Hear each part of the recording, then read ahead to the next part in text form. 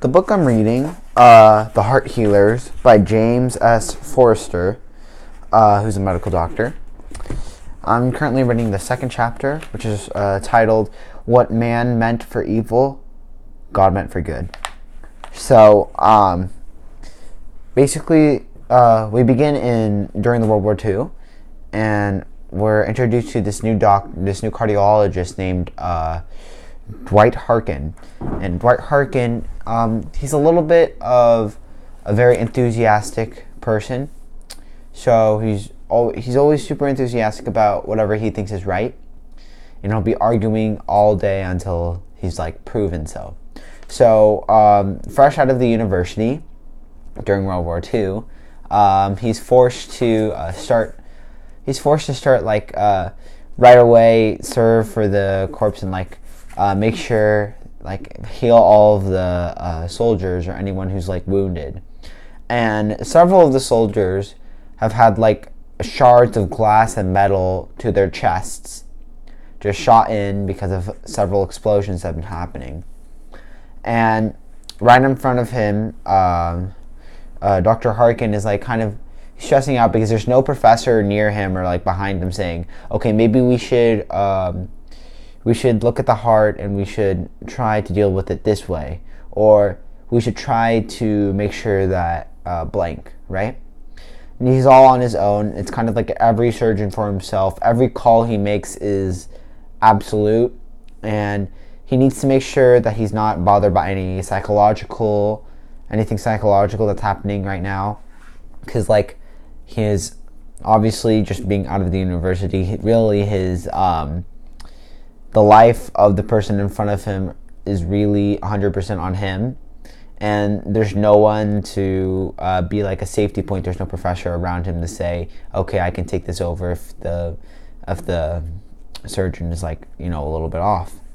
So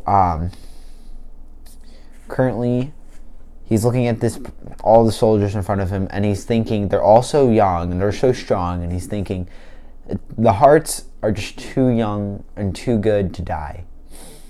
So thinking this in his head, he's got two options. He can either just let the person die, because at the time there, if there's in the heart, if there's any cuts or anything, or any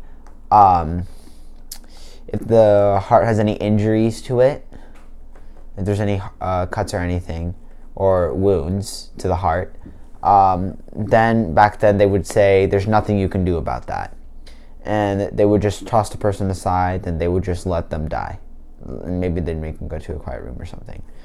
But or a second part that he can do is that he can try pulling out all of the metal and glass out of the person. But if he were to do this and any single piece of glass or metal was still in the heart, two things could happen. One of them would be the metal would come into the heart and get pumped through while the heart is pumping, and then the piece of metal would be flying through the veins and just go through the bloodstream, and it can travel to different organs and you wouldn't know where it was, and it could be cutting all over everything. The second thing that could happen is that if it stays in the heart, the piece of metal or glass can act as if a mini petri dish for bacteria, which at the time could be extremely fatal for anyone. So what he would do, what Harken would eventually do, is that he would pull out every single piece of metal or glass he would find, and then comes for the last question. If you happen to do all of that, what would you do with all of the bleeding wounds? Obviously, if you let the metal in, blood is still gushing out, but then if you pull out the metal, even more blood is gushing out. So what is he supposed to do? So literally all he had with him is that he would put his fingers on it. He would, if there was a cut over here, he would have to just put his finger over it, and slowly but surely, from blood gushing out, it would become to small little trickles for every heartbeat. And what he would have to do is he would have to slowly try to he would slowly have to sew it back together and like suture it and make sure that the blood's not going out anymore, kind of like covering it for himself, as if like if you were cut open to be examined from the heart, he would have to be sewed back up, right? So he would have to do the same. He would try to do like some sort of like the same procedure. He would sew back the heart, the cut open pieces from the wounds, and eventually he was successful in some of the tries. And then later in the book, it immediately shifts to a couple of years prior, where there was this one victim. He was just the assistant of a gardener was drunk one night at like midnight during 1896, and he was very young. But then obviously he's drunk, so he's walking up a hill, and all of a sudden he just collapses and he falls over and he's rolling down the hill. Now this is because he's drunk, not because he has any like any problems or diseases he has, or minorities or anything like that. So when he gets back up, the book says that there's like a figure that has like a knife and then stabs him. So I'm assuming he just got stabbed. And around 3 a.m. at the time, a policeman is just walking through the park that he's in, and behind a bench, he notices the same man is like hunched over with his jacket like clenched all against his chest. And then when he puts him to the light, he kind of notices that the jacket is very wet, and it turns out that the jacket has been like covering the wound the man's had, and the man is like unconscious and having very, very like weak breaths and a very irregular pulse.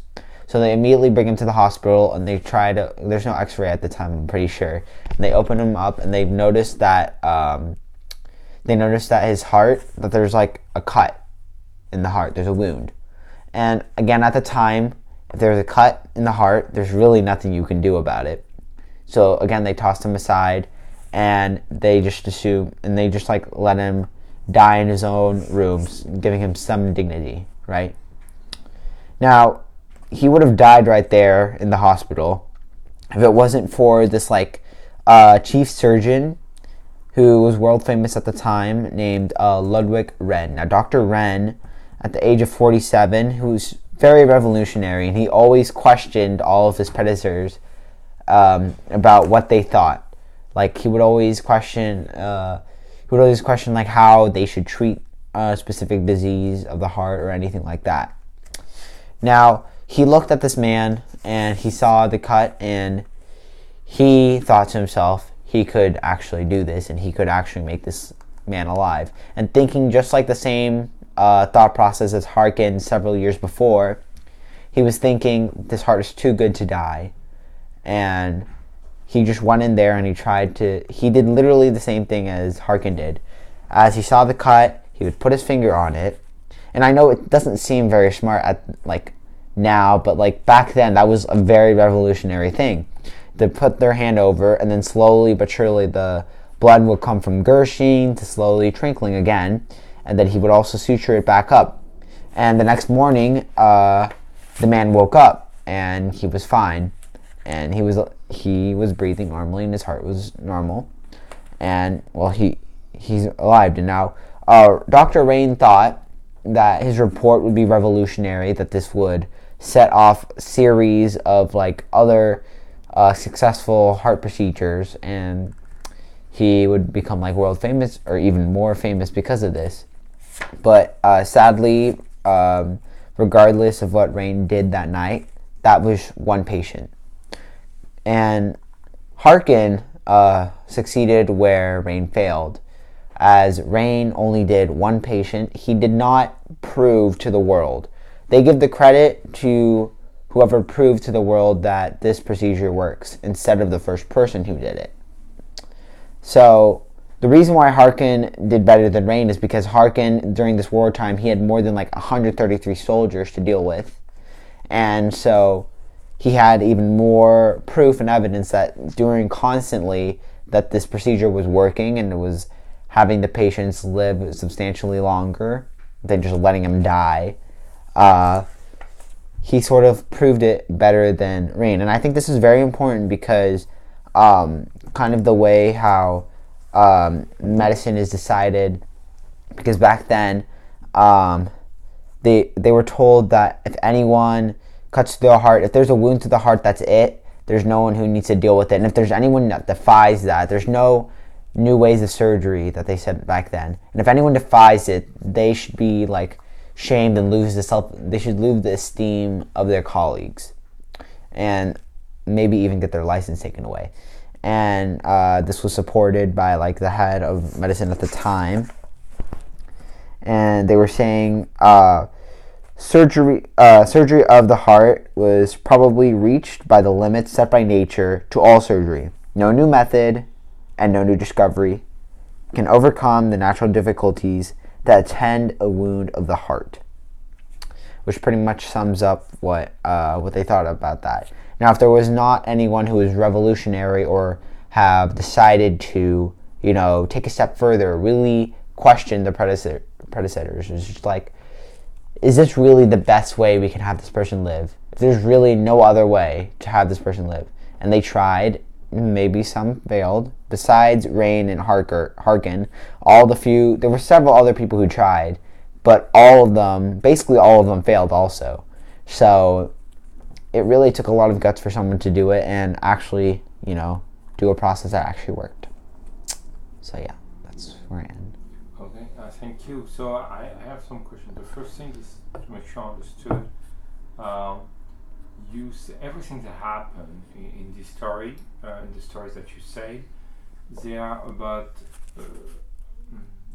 Actually, first question: how do you call all the envelope where the heart is? Do you know the name? What do you? Oh, you mean the envelope? Yeah, like the pocket that the heart. I don't remember. I think it's called sternum, but I'm not sure. I think you're right, because I think I saw that earlier in the world. Or not diastole. That's like the heartbeat. Sternum. Yeah. But yeah, sternum. So the question I had is, everything you describe here, it's about something that is not a disease of the heart. It's more something that happened from an outside, like you said. Yeah, sort of like an impact that happens to your heart. Like, for example, if you are to get stabbed, or like any sharp pieces of like glass or metal, of anything, will go through the body and go so deep it punctures the heart. Okay. Then back then, they would just assume, okay, there's really nothing you can do about it. So, but that's really not inside the heart. So that's always. Or it's not inside. It's always, this is outside factors. I mean, like, this won't happen to like this. I mean, obviously, this says anyone can happen, but like, if someone is completely protected and like never around like any accidents, major accidents, or any stabbings, I mean, this person will never have the same problem as someone who's like during a wartime, or like someone who's like assaulted and someone getting stabbed. Okay. Right. Okay. So yeah. Okay. So the second thing I wanted to know is so one was Harken was figuring out was there is many little sharpening objects that go to the heart, and the other one was when someone like was punching with a knife. Stabbed with a knife, yeah. Stabbed with a knife, yeah. Yeah, okay. So what did you like the most in this chapter? I mean, I really liked how, I don't recommend this because obviously if you're just going to always defy what all the old doctors said completely all the time, if you're a doctor, you could really kill a lot of people doing that, which I don't think is very smart. But if you constantly see this problem as a doctor, I think it's a very powerful thing. If you see something that you really absolutely think, and just one thing, you're not going to defy all of medicine, all of the methods that like hundreds of doctors, millions of thousands of doctors have like put before you. If you're just looking at this one thing, like they wrote off like there's no way you can cure someone, you can heal someone who has a puncture to the heart that's too hard. I feel like if it's something that you think is just someone that the entire community said it's too hard and it's beyond our power, something like that, this is kind of something you can I think it's powerful for anyone to like jump up and say, I think there's a way that I can do this. So that's what you like, the fact that he was able to go against everything he was saying to push himself in order to save a life. That's what you like. I mean, yeah. I mean, the things that doctors will do to save life, I think, is very powerful. But I think another important thing, I think, is how the way like people think about the world. Like, they don't credit the person who first did the procedure in this case. Mm-hmm. They care about whoever proved that it worked. Because, I mean, maybe that worked for that one guy, or maybe he got lucky. Maybe the guy was going to survive. Is that what you like? What you like specifically? I mean, yeah, that one I guess is more specific. I liked. Why did you like it? Because I didn't get that. Because well, I liked it because, I mean, like, it's kind of the way. I like the way how you have to prove yourself in the world. I feel like you shouldn't get credit for the first one who did it. It's not a race. It's whoever proves it. Okay. It's kind of like, think of it like this: if you're having an equation, it's not a race for whoever like finds the answer first, because for all we know, the answer could be wrong. Okay. It's the work behind it that's backed up, that's correct. Okay, to prove it, yeah. Right. Okay, thank you very much. Thank you.